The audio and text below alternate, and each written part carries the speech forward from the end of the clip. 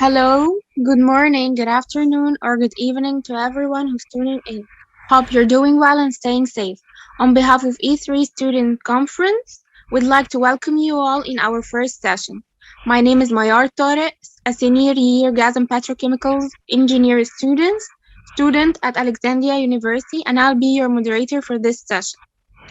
Please don't forget to drop your questions in the Q&A section below, and please keep the chat box professional and ethical. Without further ado, let us give a warm welcome to Dr. Yasser Elshayeb, who will be giving us a session in contribution of rock engineering and geophysics to cultural heritage exploration and preservation lessons from Egypt. Dr. Yasser Shaib is a professor of engineering at the American University in Cairo and the chief of party of the Center of Excellence for Water, a USAID-funded project aiming at creating the Center of Excellence for Water at Alexandria University in cooperation with various universities, research centers, public and private sector in Egypt and the USA. Doctor Yasser is a graduate of Cairo University in 1990 with a degree in mining engineering and he had a PhD from Nancy School of Mines in France on the contribution of fuzzy logic to geotechnical risk assessment of some ancient tubes at the Valley of the Kings in Egypt. Dr. Shaib have been active in teaching and research in various engineering subjects such as rock engineering, rock mechanics, data analysis, risk assessment, and project management. Since, two- since 2006, Dr. Shaib was highly involved in the setting up of the Mediterranean policies and dialogues in higher education, research, innovation, and culture. As a focal point of many Euro-Mediterranean projects in Egypt and has also presided many senior official meetings with the Euro-Mediterranean space. Since his early years, Dr. Shaib has developed a passion for various fields of science and knowledge dissemination. Thank you so much, professors, for giving me such an opportunity, and thank you so much, Dr. Yasser, for coming today, and the mic is yours.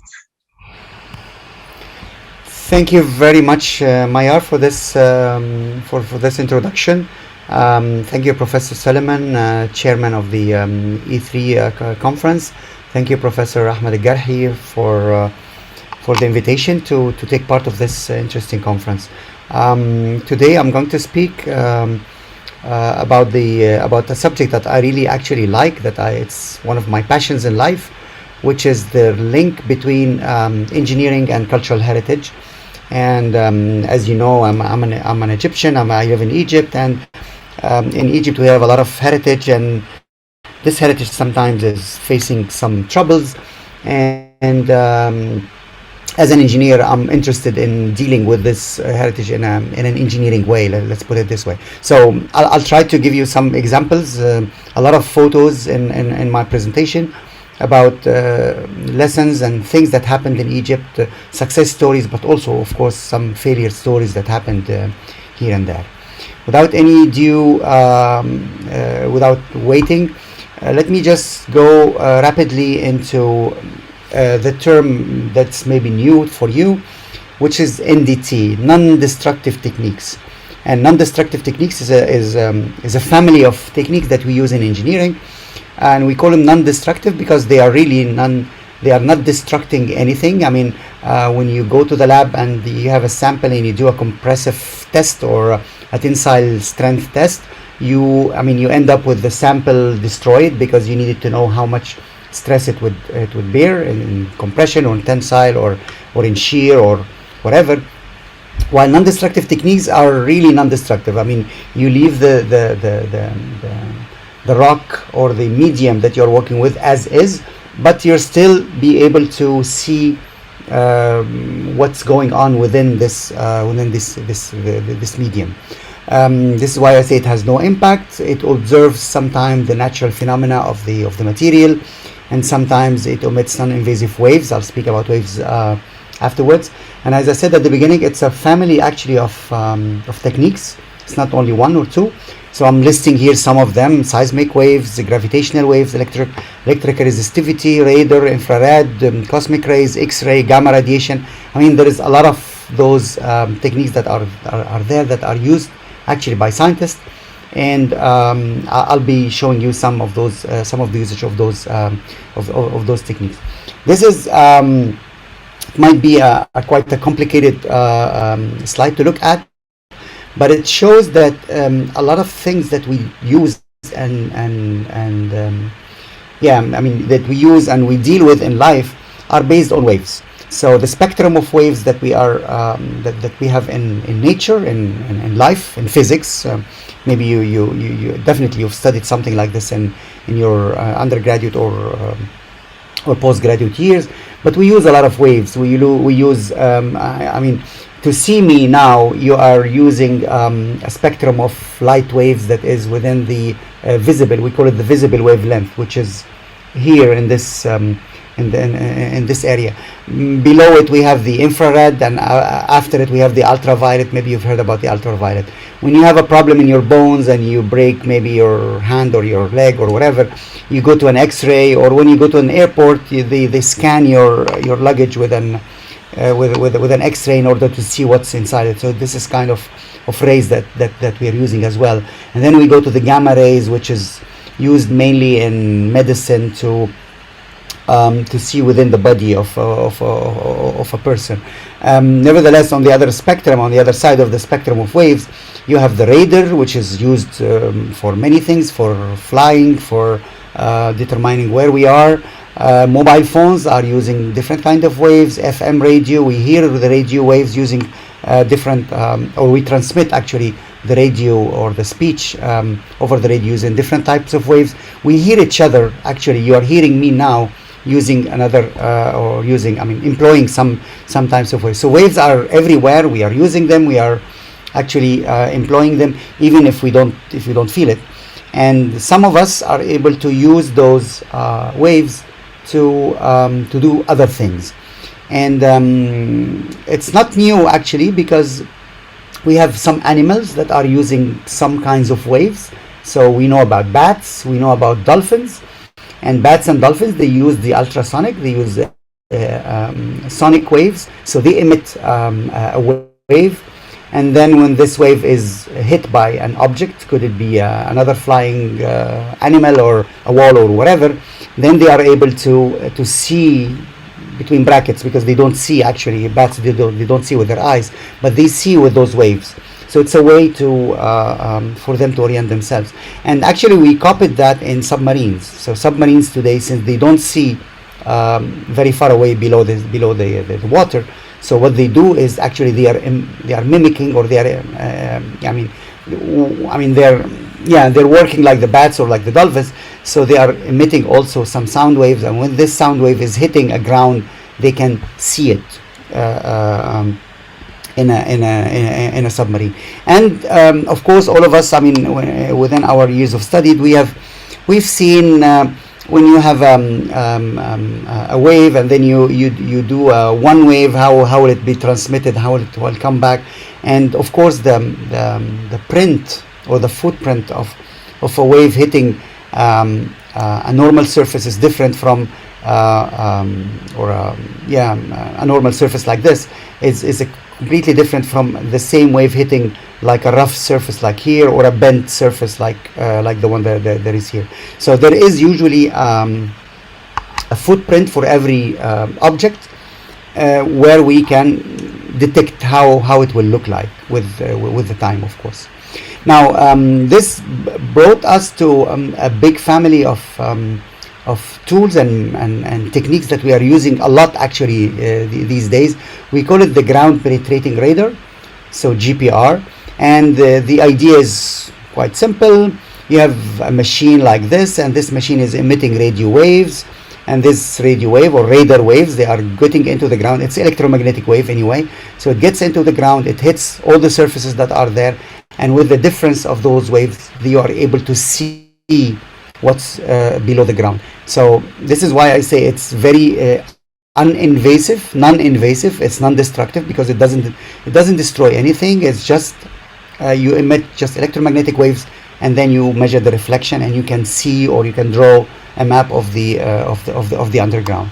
And actually, this is something that we can use a lot in cultural heritage, because a lot of our cultural heritage is buried below the ground. So if you want to see it, we can actually use a machine like this. I mean, here we are using the ground penetrating radar, or I'm projecting the ground penetrating radar, but I'm sure that there is other people that are using the seismic waves, or the gravitational, or the electromagnetism, or whatever the techniques that is being used.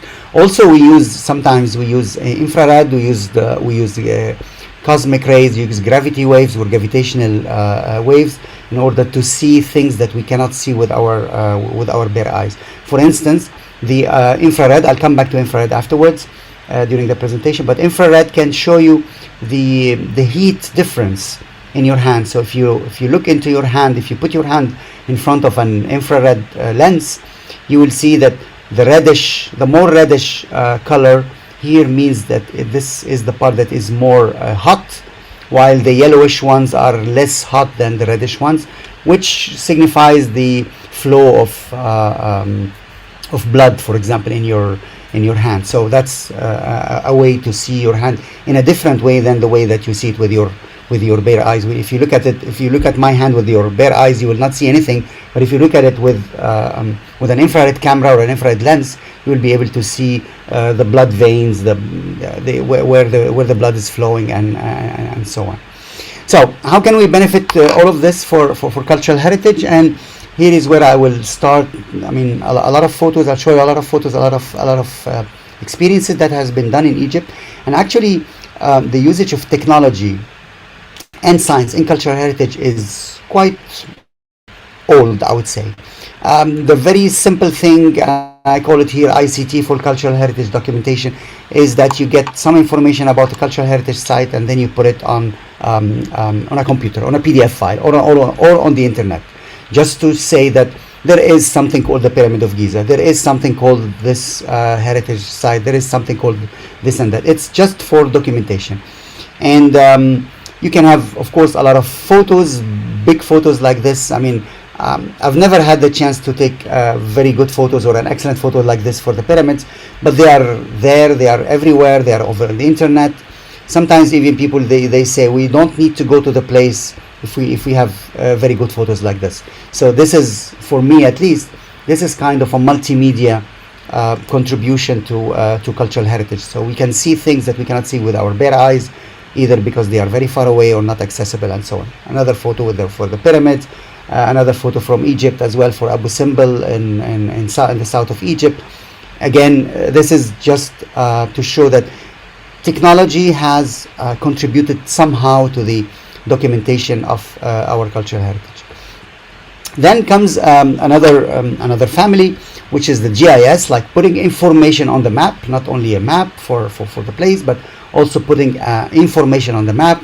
And this is what we call the GIS. And also we use this a lot in cultural heritage documentation and preservation, in order to get information about the pyramid. Okay, this photo of the pyramid is very good, but if I can click on this pyramid and I can see its height, when it was built, by whom, how many rocks are there, what's the specific gravity, what type of limestone was used, what's the specific gravity of the limestone that was there, the weight, I mean everything, all the information that you cannot see on a photo. This is something that you can put, of course, in a database, and then join it with a map, so you have a GIS map. And of course, a tool that we all use, Google Maps or Google Earth.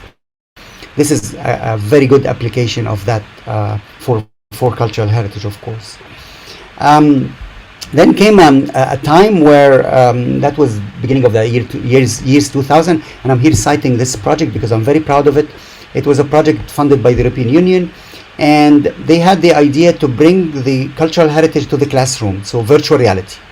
So we do virtual reality, so we go to Egypt, we do scanning for the sites with a laser scanner like this one, and then the result is that you sit in a classroom like this one, you wear a goggle, a 3D goggle, and then you see the cultural heritage site, and I can take you to a tour into the cultural heritage site while you are sitting in the classroom.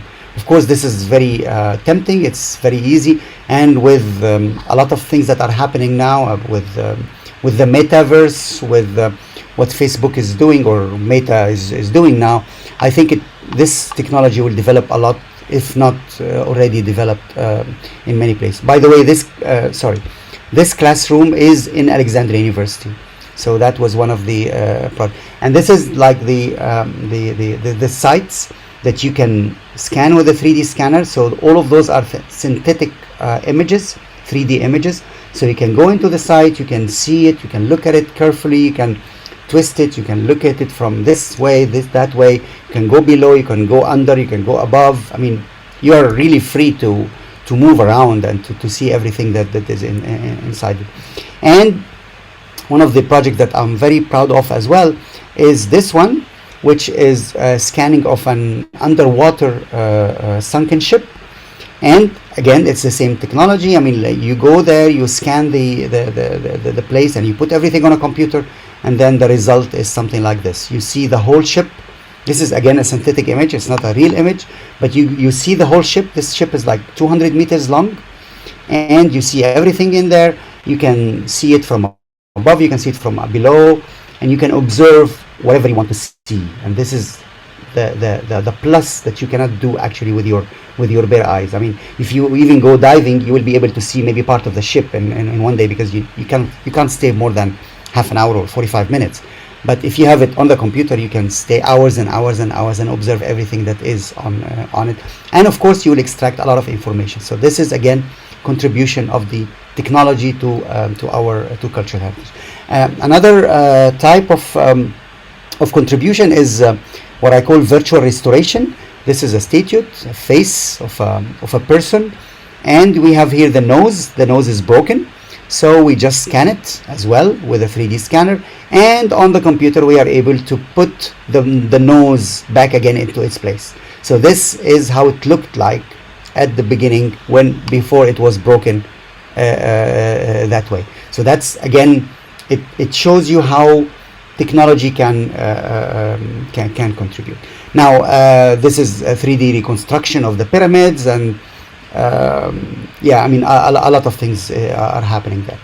Now in 2014, this is one of the projects that I worked on. We had a dilemma that some of the archaeologists were claiming that there were some hidden pathways behind some of the walls of the very famous tomb of Tutankhamun in Egypt, in Luxor.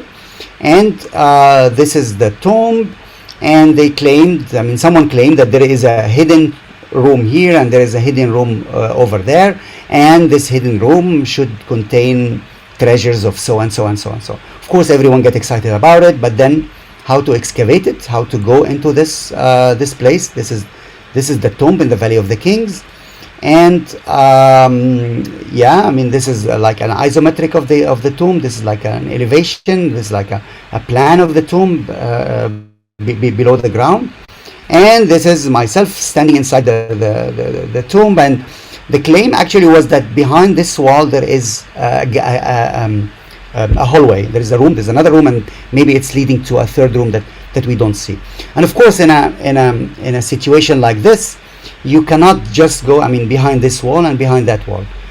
In a situation like this, you cannot really go and just destroy this room to see if there is something behind it or not, because it's very valuable. I mean, you cannot do that. And this is where we went into, we wanted to employ those non-destructive techniques in order to see behind those walls. Is there really a void behind those walls or not? This is where we usually start by like reconstruction of everything on computer. So this is like a 3D reconstruction of the tomb, and this is like a cross section of what we want to do. And here is our GPR. We employed GPR in this case. So the geopenetrating radar, we put it on a small rail here, and it will scan this wall on different levels, on this level, on that level, on 1 meter level, 1.5 meter level, and 1 meter and 80 centimeters level, and 2 meters, 2.1 meters level in order to see if there is something really behind it or not. And the result is usually something like this, where some scientists can interpret and can tell you, yes, there is something behind this wall. No, there isn't something behind that wall. And we can go actually like for 3, 4, sometimes even 10 meters behind that wall. So this image is showing you like 5 meters behind this wall that is in here. And the interpretation, of course, we can see a lot of this is the real image of when we were working on it. So this is the rail that I showed in a schematic diagram. This is the antenna of the GPR, and this is the receiver of the GPR, and it will go left and right, and then we will put it on a different level, go left and right, different level, left and right, and then at the end we have a full image of this wall and what's behind that wall, and we will be able to say, yes, there is something behind, even without touching the wall, or there isn't something here. Actually, in this case, the data that we had revealed that there is no evidence that there is something behind those walls. So for the moment, nothing. Now, another good example of the application also of non-destructive techniques on a major cultural heritage site, the pyramids, which is something that I love. Again, this is a 3D reconstruction of the pyramid plateau. It's not a real image. This is a synthetic image done by drones and by images and by scanning and by a lot of different techniques, just putting them together. And this project, we call it the Scan Pyramids project. We wanted to scan the Great Pyramids of Giza, and to see if there are things behind them, if there are things that are hidden within them, if there are things that are below those pyramids that we can see, that we can, with technology, see how it looks like. And we had actually some good results. So starting with infrared, so we employed infrared in order to see the difference in heat, or the heat footprint, let's put it this way, of every rock in the pyramid. And as I said before, the infrared, it's a way of seeing the difference in thermal reaction of an object. So if you see your hand like this, on infrared you will see it like this. If you see a person like this one, on infrared you will see it in a different way. And here you can say that this is cold, this is hot, his hands are hot, his face is hot, maybe the mountain behind him is hot, but then maybe the street where he's standing on is not as hot as his face or as his hand. There is always an interpretation. There is always a scale of the heat that is dissipating from any object. Another technique that we used for the pyramids was the cosmic rays that is called the muons, and the technique is called muonography. So like using those muons to scan, or to make to scan any object. And those muons are there. They are falling on myself, they are falling on you in the US. If you are sitting in the US, they are falling on all of us all around the world. Every one of us is receiving between 2 to 3 millions of those muons every day. And there is like 10,000 of those muons that are hitting every square meter of the earth every minute. So they are here since the beginning of the universe, and probably they will continue until the end of our time.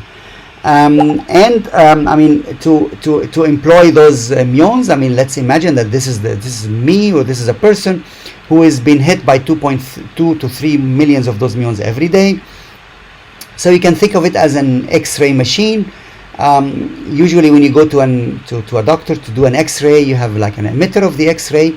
They emit alpha waves, which is another type of waves, and then you have a film below the leg of the person, and then by the differential of the penetration of those waves, you can deduct that those are the bones, and if there is anything wrong with the bones, if there are any fractures or anything broken, then you can really fix them afterwards. So imagine now that if you will have like those muons,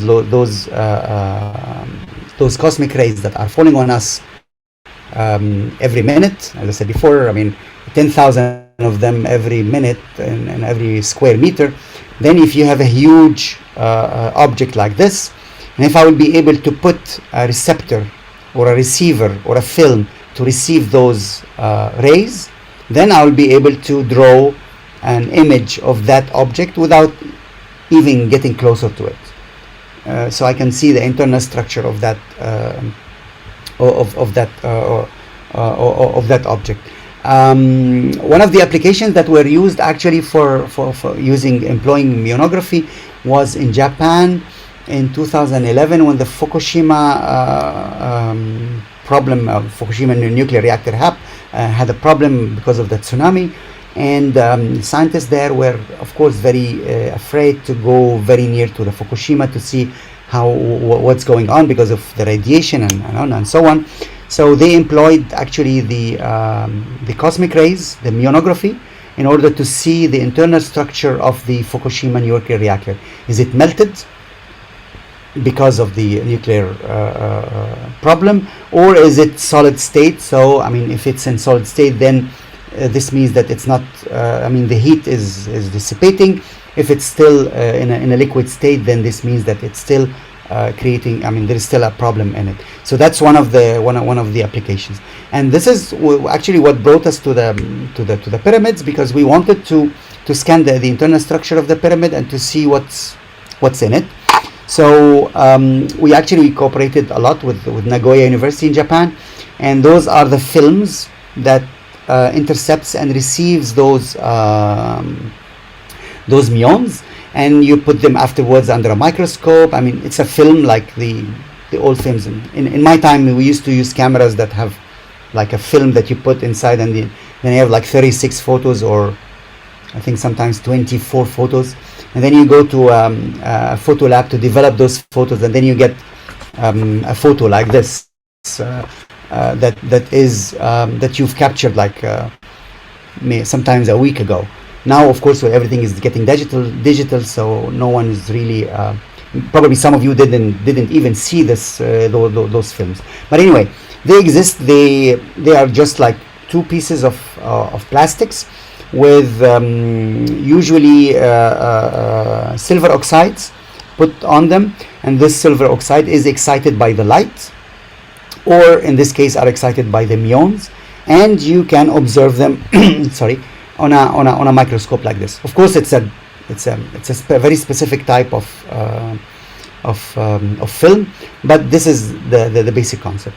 And then we had also two different groups, one of them from Japan, another group from Japan, another group from France, and both of them were developing like digital cameras for those muons as well, for those cosmic rays as well. I know that in the US you have a fourth technique for the capturing of muons in Fermilab. I know that also in Italy there is also another lab that is developing different techniques also for the capturing of those muons. What I would like to say is that this muonography technique of detecting internal structures of objects is really on the move, and is really getting is booming. We can put it this way. Different labs around the world are using them, and the very good news about those techniques is that they are, as I said at the beginning, they are non-destructive, non-invasive. You don't move anything, you don't put anything, you don't even emit any waves. You just put the machine in front of the pyramid at some specific place, and you just leave it there for a while, and then you observe afterwards, and then you get results. And I'll show you how the results are materialized. So this is one of the pyramids in Egypt. It's called the Bent Pyramid, and it's a very simple structure, I would say. It's like two generations before the Great Pyramid of Giza. So this is like this is the father of Cheops, who built this pyramid. And we know actually, when you get inside this pyramid, that we have like this is the entrance. You have a room here, and then you have a gallery going up upstairs, like 2 floors upstairs, and then you have a horizontal gallery, and then a room here with a roof. It's very simple structure, it's not very complicated, and we wanted to test our tool. As you know, in engineering, we like always to calibrate and test our tools. I mean, you cannot just take the tools and then just go to the field and say those are the results that I will obtain. No, you need to calibrate them. You need to see how they will look like, what's the simulation of what you will see in nature, and then you observe nature, and then you compare to the simulation that you've done. And then, I mean, there is always, I mean, this is I think this is general in all fields of engineering. So this is what we've done here. I mean, we went into the pyramid of the bent pyramid, and we said, well, if we will put the films and the machines in the lower chamber, will we be able to see the upper chamber or not? So this is like the test or the hypothesis that we've asked ourselves. So considering that the muons, the cosmic rays, are coming from the sky, from everywhere, and there are some voids here, if I will put my films below here, so if I can imagine that this is the guy who has his legs, and the X-rays are coming from the sky, and then I'm putting my films here below. If I'll put the films here, I should be able to see a projection of what's above. And this is actually the projection of what we should be seeing. This is 3D reconstruction. This is not real. This is like if you are sleeping on your back in the lower chamber, what you will see. So you will see the gallery, this that's going up here. It will be materialized into this projection, and this is the chamber, and this is the horizontal gallery that is in here. So this is what you should be seeing if you are lying on your back in the lower chamber. And this is a simulation of what you should be seeing in terms of cosmic rays coming from the sky. So cosmic rays, when they are red, I mean the red color here signifies that there is a lot of cosmic rays that are hitting this part, less here, and here in this part, in the southern part of the pyramid, you see like yellowish color and then dark yellowish color. And the dark yellowish color signify that this is the gallery, this one is this one, and this is the room, and those are those parts of the, I think, yeah, we have here the interpretation, let's put it this way. But again, this is simulation, this is not real. This is like we sitting in the lab and imagining what we should be seeing in reality if we will apply. And this is the real image. I mean, here is the real image of what we have seen, what we have observed after 6 weeks staying and putting the films there, and again, not doing anything, not emitting anything, just staying there and then observing afterwards. So we were able to see actually the chamber, it's here. We were able to see the gallery, that's here. We were able to see the horizontal gallery that is here and there. From that point on, we started to have like a confidence in our model. We started like have a confidence in our work, and we said, let's go to the pyramid and let's see how can we do things about it. For those of you who have visited the pyramid before, it's a huge structure. It's 2.5 million of pieces of stones. Each stone is like 2 tons, 3 tons. I mean, it's huge. It's very big. It's like 140 meters each side. It's really a big structure. And you need a reference point. You need a point to start. I mean, when you have a big structure like this, you need to know where to start. And this is where we started working on the infrared. So we started doing an infrared campaign, and doing an infrared campaign. I'm coming back to this image. Doing an infrared campaign on the whole surface of the pyramid, and the objective was to try to identify some anomalies. And anomalies means that you will identify places where the behavior of the rocks is not as it should be. And this is an interesting story that we don't have. I mean, until today we don't have an interpretation for it. We don't have a clear idea why it happened like that way. But on one of the sides of the pyramid, we found this structure. I mean, those rocks, limestones. All of them are limestones. Some of them are broken. Some of them are intact. Some of them are deteriorated, weathered. Some of them are really nice ones. And they are like 1 meter above the ground. I mean, they were not very high in this area. Some of them even have some graffiti on them. But when we look at the same place using this infrared camera, we were able to see this. And this for us was very strange. We call it an anomaly because the behavior of the blocks with respect to heat is different. This image says that this block is hotter than this block, and this block is hotter than that one.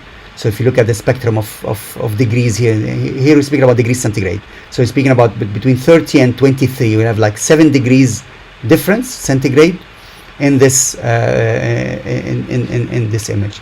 So again, those are the blocks. This is how they look like if you look at them with your naked eye, and this is the same blocks when you look at them with the infrared.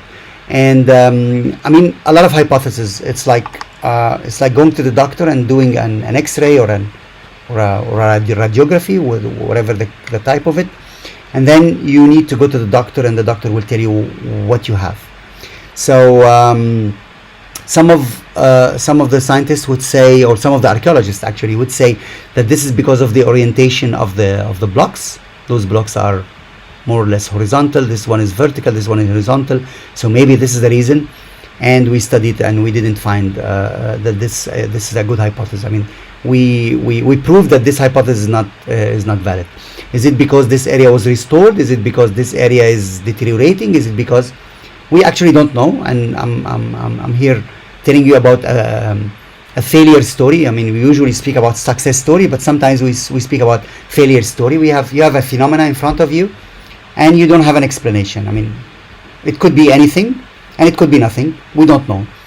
Is there a gallery behind those rocks inside the pyramid? We don't know. I mean, but the fact is, those rocks are behaving completely differently from one another with respect to heat. And this heat, of course, is the natural heat. I mean, we're not speaking about heating up the pyramid. We're speaking about the sun coming every day and then setting every day, and then this is the behavior of those rocks. We continued. Actually, we carried out the same campaign for the whole sides of the pyramid until we came to this photo. Yeah, this is very interesting. This is the main entrance of the pyramid at the time of the pharaohs, of course, not now. And we observed here, like with infrared, we observed like 4 different behaviors at 4 different points. So you have the pyramid, the black color, you have the blue color, which is the chevron top, this one, and you have the green one, which is here, and then you have red one, which is the V block, which is over there. And if you look at this curve, these 4 curves, you will I mean, this is like 24 hours. So we start with 3 p.m. and we end 3 p.m. the next day. So 3 p.m., 6 p.m., 9 p.m., 12, and then the morning 3 6, 9, 12, and then 3 p.m. the next day. What we have observed here is something that is also anomalitic. If this word exists in English, I don't know. But this is very strange, because the behavior of the rocks of the pyramid under the same condition, under the same face of the pyramid, is completely different. The pyramid is getting cooler faster than this part of the pyramid, and this part of the pyramid is actually getting hotter faster than that one. So you see the curve is, I mean, it should be like the 3 curves are moving together, are like the 3 of them are on the same having the same curvature, but then this black one is getting like cooler faster, and then is heated faster than the others. And this is what brought us to start to think about this particular place in the pyramid, why it is behaving this way. And we started like observing this part of the pyramid. And yeah, this is the photos of our people like putting the films inside the pyramid. These are the films that I spoke about. This is the machine. I mean, it has to be, of course, aligned horizontally, perfectly horizontal. And this is the digital machine that we put inside the pyramid as well, in order to make our observation. We started building hypotheses, and we started, I mean, continuing the observations. And the first observation that we had was that those pyramids, when they were built like 4,500 years ago, those chevrons, they didn't exist at that time. They were not visible. They were actually covered with stone. And they were like this. I mean, the pyramid was like this 4,500 years ago. This is what we know about the pyramid. And actually what we've discovered here is that there are those chevrons at the entrance of the pyramid. Those of you who are working in or maybe civil engineers would know that chevrons are a structure that we use in order to release pressure. So we put chevron here in order to release the pressure on the king's chamber. We put chevron here in order to release pressure on the queen's chamber, and so on and so forth. And yeah, I mean, we saw those chevron pointing this way, and to our surprise, we discovered that those chevron are like 3 meters away from the entrance to the pyramid, which is in here. I will try to go faster because I think time is running, but this is like a horizontal view of what we did, and this is the descending corridor. And usually you will have those chevrons like inclined this way, but surprisingly they were very horizontal. So we started putting our films and our machines inside this descending corridor, and yeah, I mean, those are the films here and inside here in the chamber, and those are the machines outside outside the pyramid, completely outside the pyramid. And this is like the points of view, the 2 points of view that we were observing. And yeah, I mean, yeah, I'm sorry, I'm running out of time, so I'm trying to accelerate a little bit. But this is what we have discovered, that behind this entrance to the pyramid there is a gallery, and this gallery is extended like 10 meters inside the pyramid. We don't see its extension, but it's there. It's like yeah, this photo, it's like 2 meters height. It's like 1 to 1.5 meters in width, and then it's like 10 meters in length. This is what we see. This is what our observations can tell us. And of course, I mean, we do a lot of statistics. We do a lot of repeated measures and a lot of things in order to confirm that this is really what's going on. It's not an error of calculation. The null hypothesis, of course, you know, the null hypothesis and the hypothesis and so on. Another test that we've done was actually here above the grand gallery of the pyramid, and here we put our films and our machines inside this gallery and outside the pyramid and inside the queen's chamber. I mean, we put it everywhere, and we were able actually I will not stop here now maybe, but we were able to publish this publication in Nature in 2018, which says that actually here in the pyramid, in the Great Pyramid of Giza, we see a big void, what we call the big void, here above this gallery. And again, we don't see its extension, but we are sure that it's there. And it's like 400 cubic meters which is like 2/3 of this grand gallery. I know that 400 cubic meter may not be something that you would imagine, but it's big. I mean, it's something like 30 meters in long, 2 meters in height, and at least 1 meter in width. So it's a big structure. It's not something negligible. It's not an error. Let's put it this way. And it's there. We are sure that it's there. We've seen it with different techniques. And this is what led us in, again, as I said before, in 2018 to publish this publication in Nature, which we entitled The Discovery of a Big Void in the Khufu's Pyramid by the observation of cosmic ray muons. It was the first time that someone do this observation and this discovery. And as I said at the beginning, it was completely non-invasive, completely non-destructive. Just putting the films that you can see here in the photos inside the pyramid and the machines outside the pyramid, and then staying there for like 6 weeks. Every cycle is 6 weeks, so every 6 weeks we do another iteration, and then we came after 2 years of work to the conclusion that there is this big void here, and we are actually still continuing to work on the pyramid in that. I know that I didn't I didn't explain a lot of the images that are here and there and so on, because of the time. I'm sorry, it's definitely my mistake, but I think that with this I can now stop and receive questions. Thank you. Thank you so much, Dr. Yasser, for this informative session. I'm sure we all benefit from it. We have two questions.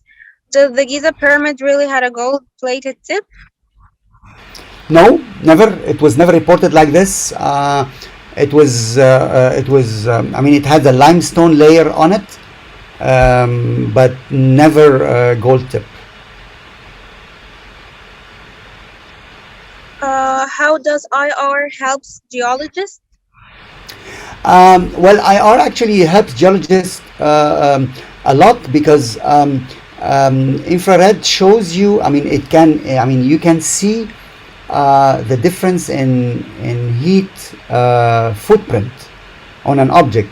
So we know that that if you bring a piece of limestone or a piece of granite, and you put them together in the same oven, and you get them out of the oven, the heat dissipation out of those two pieces of rocks is completely different. If you take the same two rocks and you put them in the sun, their specific heat will be also different.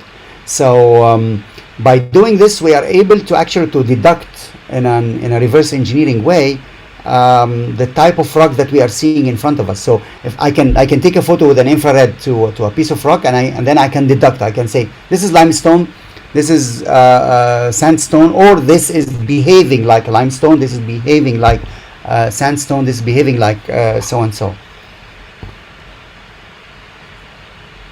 Okay, thank you so much again, and I hope you all benefit as well. To highlight, this session has been recorded and will be uploaded soon on Biopetrus. Make sure that you subscribe on Biopetrus. Thank you. Bye. Thank you so much, Mayar. Thank you so much again, Professor Suleiman and Professor Garhi. And thank you everyone for being here. And of course, if you need any question, if you have any question afterwards, I think the emails are here, and you can contact me whenever you want. Thank you for great presentation. Thank it was you. very exciting. Yes. Thank you so much. Thank you.